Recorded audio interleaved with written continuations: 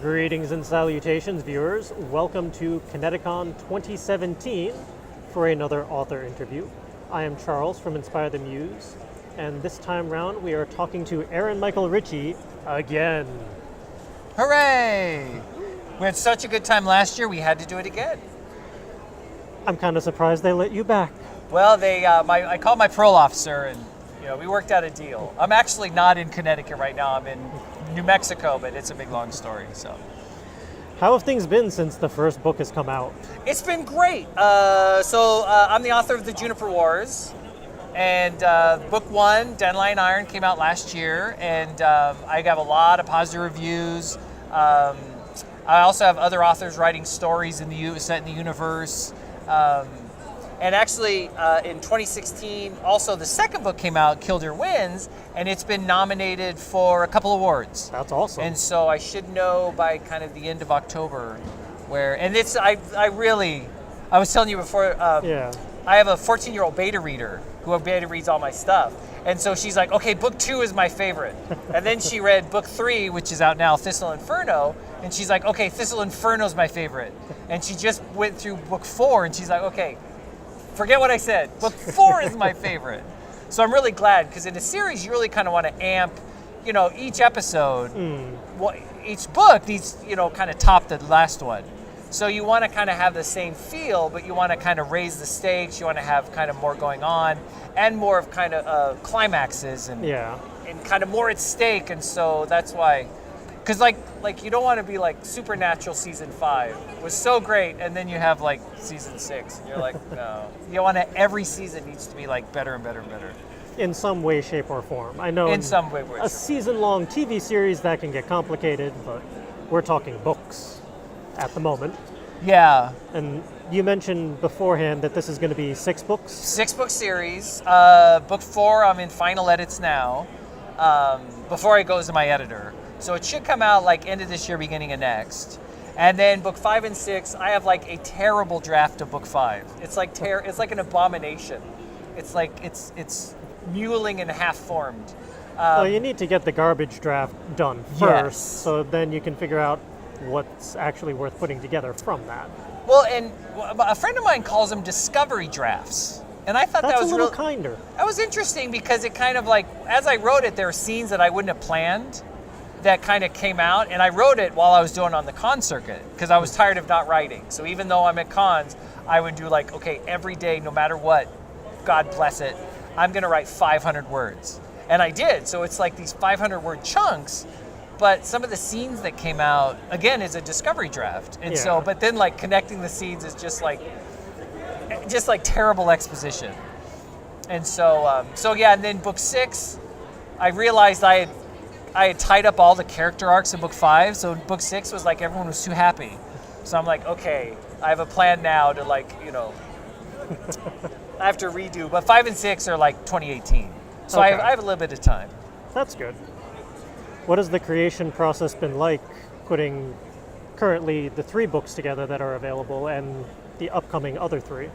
I wrote, my first book came out in 2012, was a standalone, The Never Prayer. And then I wrote Long Live Suicide King in 2014 and Elizabeth's Midnight in 2015. So those books were like standalone, kind of putting my foot in the market, kind of like, seeing, if they hit big, then I'll write a sequel. But I kind of got tired of that, because I really wanted to commit to something. So I committed to this 6-book series. And now, like, I've been working on it for 7 years. I'm just like 7 years into it. I'm just like, oh my God, what have I done? At least I have 4 written, right? But what's really nice is like, it's almost the trauma of me writing it goes into the characters themselves that are on this, epic quest, right? Yeah. And epic quests are not fun. They're not easy.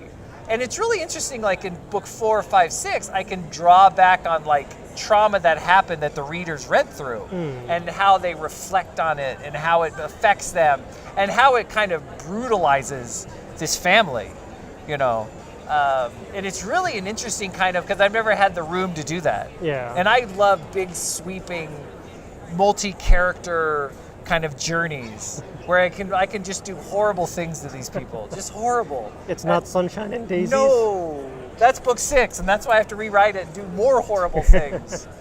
But then it's like it kind of mirrors their journey of endurance and perseverance mirrors my own in writing such 6-book series.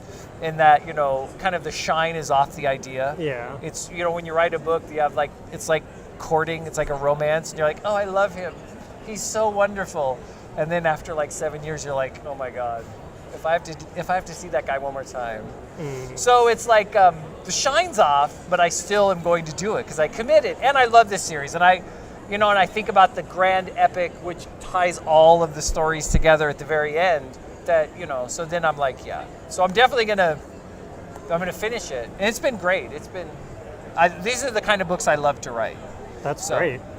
Because so long as you enjoy what you're putting together, that shows through in the writing to readers. I hope it does. So I'm in, and then I've kind of I've stuck in other projects kind of on the side, right? When no one's looking? When no one's looking. It's like my muse. I'm like, just go to the bathroom, I'll be okay. And then she leaves and I'm like, okay, now. So I have, I wrote a half a book this spring, which is it's a fantasy. It's like this dark fantasy.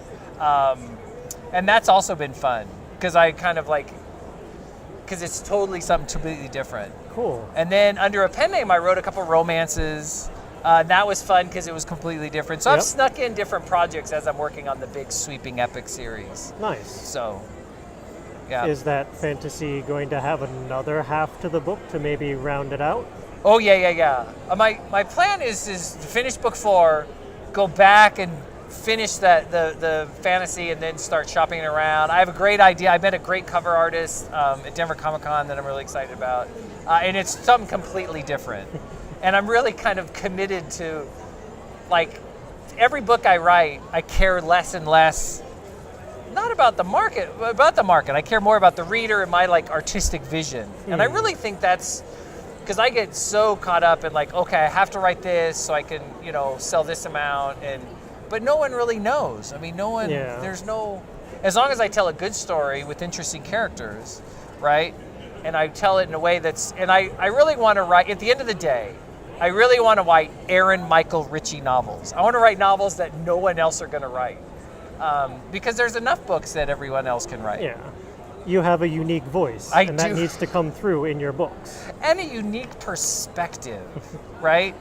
So, and the stuff I write, sometimes I get, kind of downtrodden and angsty and self-doubt. And I'm like, oh, I wish I were just like everybody else.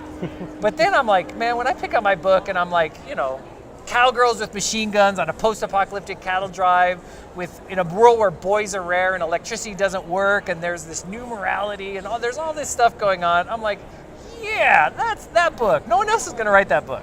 I can write that book. Just as you pitched that to me last year, my initial reaction was, I'm in. Yes. And what's funny is a lot of times I get kind of it's too much, right? It's like people are like, no. So then I'm like, dang, I wish I write just a story about a guy with a sword. And you pronounce the W, I'm pretty sure. Sword. Swords. But even then, the fantasy I'm working on now is this crazy. I mean, it's not like normal. I'm not a normal boy. It's an Aaron Michael Ritchey fantasy. It's an Aaron Michael Ritchey dark fantasy, funny but tragic. And I love that. I love that funny tragic. And it's hard to do. Like Joss Whedon. That's why the genius of Joss Whedon is he can go from funny to tragic to funny. He can kind of mix tones. And so he's my hero. In a very frustrating manner sometimes with certain characters. Like, for example? The first one that comes to mind is Wash from Firefly, because Firefly fans will never let him live that down. I saw a guy with the tree branch Wash, and I'm like, too soon. It's been 12 years, but it's too soon, man. Yeah.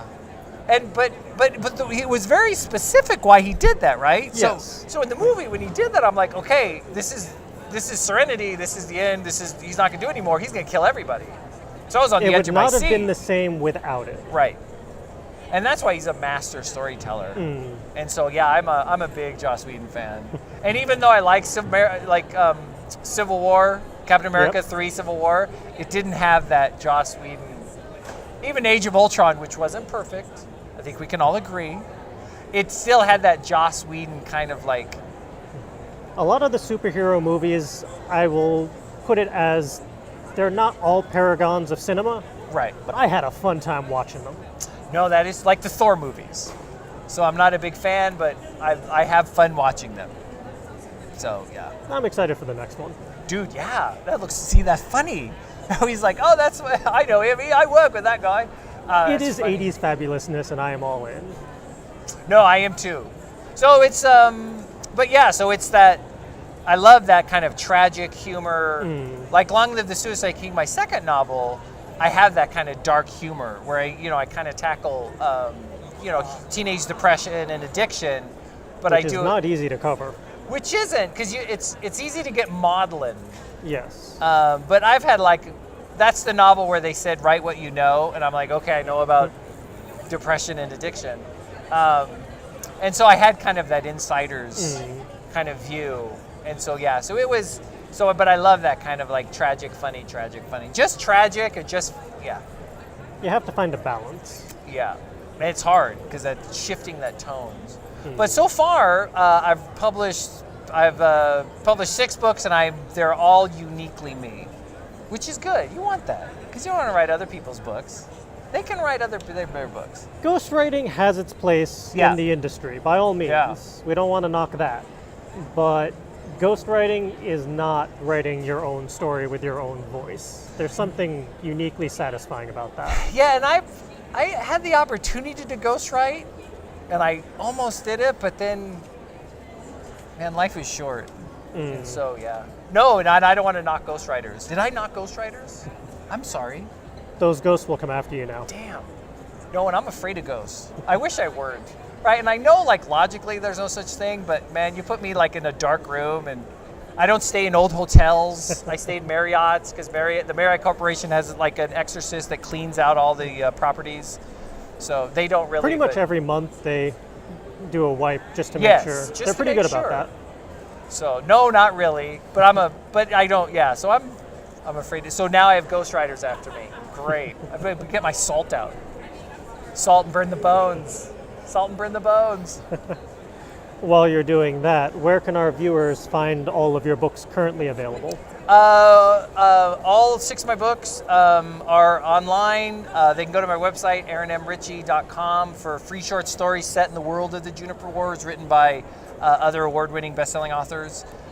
We have 6 out, and 7, and I have another 4 on the way. But Amazon, Goodreads, Kobo, all the heavy hitters. iTunes, all the heavy hitters. So very cool. Well, I highly recommend our viewers to go check out these books, purchase them, read them, and post in the comments below what you thought of them so we can continue the conversations, because it is really good. I got the first one last year. Now I need at least the second, if not the third as well, while we're here. And by all means, subscribe to the channel so you can check out all the other crazy shenanigans we get up to while at ConnectiCon and other conventions and just out and about. And until next time, go read a book. Go have some fun.